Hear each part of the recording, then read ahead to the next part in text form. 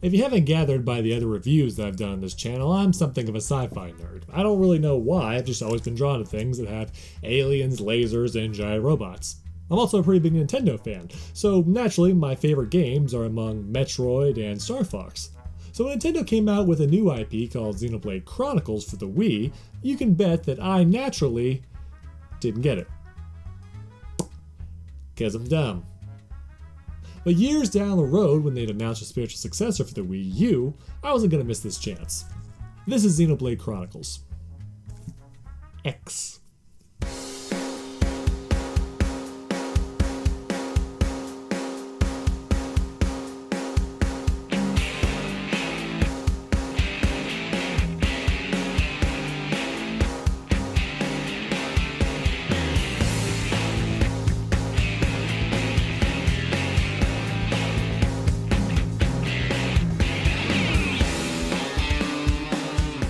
Xenoblade Chronicles X is a spiritual successor to Xenoblade Chronicles. In other words, it's a game that follows the familiar formula as the game before it, but it's not a sequel in terms of story. This is great news for someone like me who's never played the first game, because it means you can dive in with a clean slate.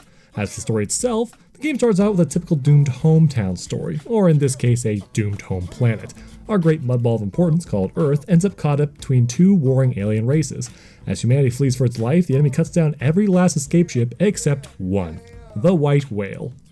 Is it just me, or has 2015 been the year of the Moby Dick references? Did Japan have like an embargo over there or something? Anyway, the White Whale ends up crashing onto an alien planet called Mira, and the inhabitants become stranded. The habitat unit they live on becomes their home, and they dub it New Los Angeles. Honestly, it's not the worst choice they can make. I mean, what else are they going to call it? New New York? New Jersey? New Nolans? But once you learn about all that, you finally get to start playing the game by customizing your hero. Unlike the previous installment, Xenoblade X doesn't have a set main playable character. Apparently it was going to originally have one, but partway through the development the game was given a multiplayer function, so the idea was retooled. Your hero can be a man or a woman, a short guy or a tall chick, whatever you choose. You can even choose their voice that they will use in combat, and only in combat. Like so many other RPGs, your character is a silent protagonist. Anytime another character asks for your input, you'll be asked to give the option to give some sort of response, but without actually saying anything. Most of the time it's just a matter of nodding or shaking your head and somehow conveying an intelligent response. Once you finish creating your character, your journey begins. You're awoken from a stasis pod by a friendly face in the form of Elma, a colonel in NLA's military called Blade, and also the real main protagonist of Xenoblade X's story. That's right, you may be the player character and you may take part in the main plot, but it's really not about you. Elma steps in and fills that role. In most conversations, it's Elma who's the focus and Elma who does the most talking on your behalf. Sure, you'll occasionally be asked for your input, but most of the time you just kind of silently stand in the background. I am called Elma, and I command this squad. Yeah, you damn girl. This planet is your home. Yeah. Apologize for fandom. Does it have anything to do with our new arrival? Hey, you guys want me to grab some snacks or something? I'll aggressively nod at checkout, see if I can get a discount. Personally, I don't really mind the sort of storytelling because it offers an interesting perspective. Instead of being the main character, you're just someone serving alongside them and helping out along the way. Having your character be such a blank slate also lets you have more fun and actually role-playing them as well. Elma runs you through a quick tutorial in combat, and the two of you set off towards NLA.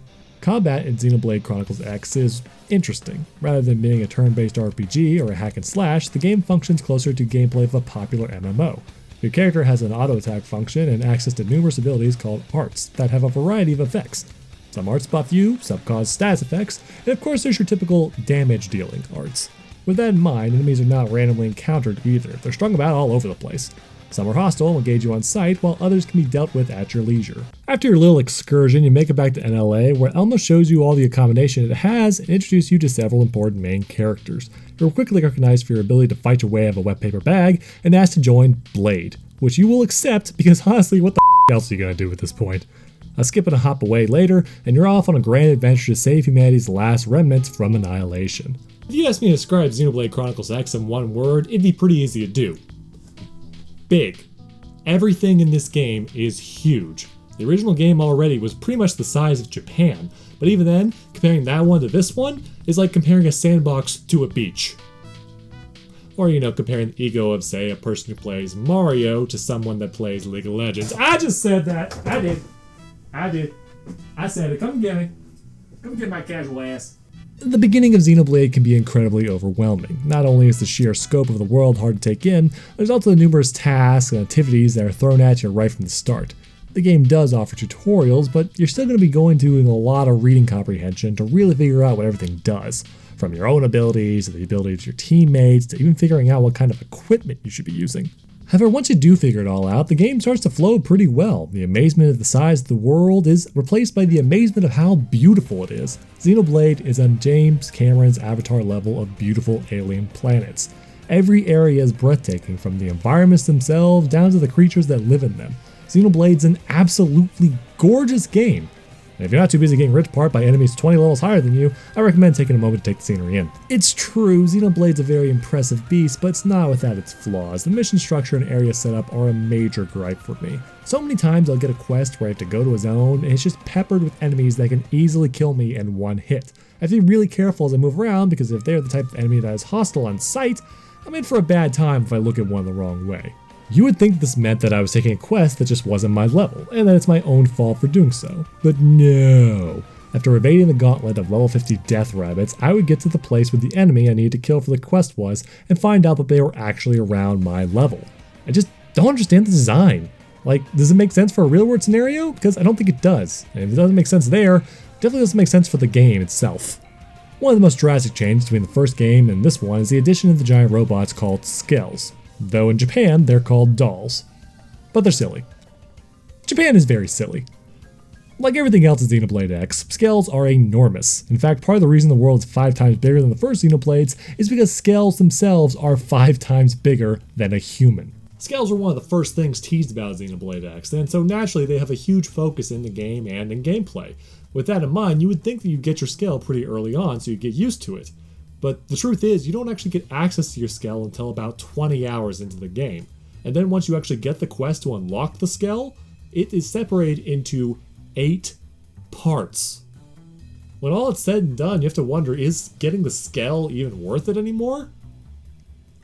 It totally is. Skells are awesome! I love everything about Skells. I love the way they look, I love the way they move, I love the way they fight, I love the fact that they're transformers, I love that you can outfit everyone in your party with one once you get enough money, I love the fact that you can customize yours with a char-assable paint job and then name it Stabby Pan. I love the fact that somewhere down the road, I'm going to get to upgrade mine so it can fly and I can explore the world even further.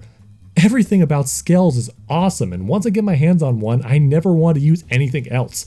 I took my Skell everywhere for everything, and only got out of it when the game forced me. Going on a hunt? Skell. Exploring the world? Skell. Going to get coffee with my friends after a mission? You better believe I'm bringing the Skell. Skells aren't without their own troubles, though. I mean, they can still get destroyed by enemies stronger than them, and they can be expensive to replace afterwards, but I don't care! I freaking love this robot! And somewhere in that steel body of it, I hope it loves me too.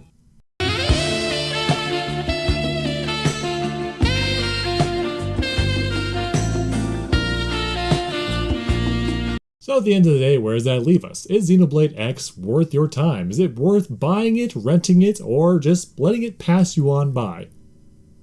Look, if you've been paying attention to this video at all, freaking buy it! Xenoblade Chronicles X is one of the best wide-open world games that I've played in a long time. I'm always excited to go out and explore, if only for the fact of how beautiful the world itself is. And it's not even counting trying to find new areas to unlock and see. The story itself is pretty good too. The voice acting is decent, and the characters are likable and memorable. You get access to a variety of wide characters, and you can add them all to your team. Though in truth, you'll probably stick to using Elma and Lyn, the 13-year-old mech genius who wields a Gatling gun in combat. Because, you know, Japan. The only thing that I can think of that would deter someone from picking up Xenoblade is, ironically, the same thing that's so great about it.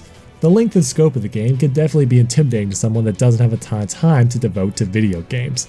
But if you can, holy crap, pick up this game. Every day I want to dive back in and just get more of it. I want to see what's new armors I can get, what new weapons I can use, and what new enemies I can fight. If this is the kind of sci-fi game that Nintendo can churn out, maybe there's hope for them in the future.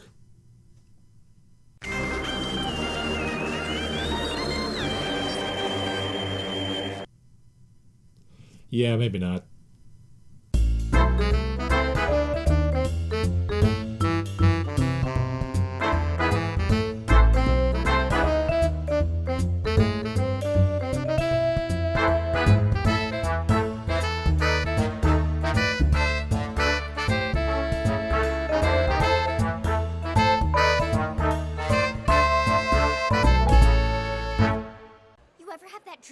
inside one and is just transforming over and over and over?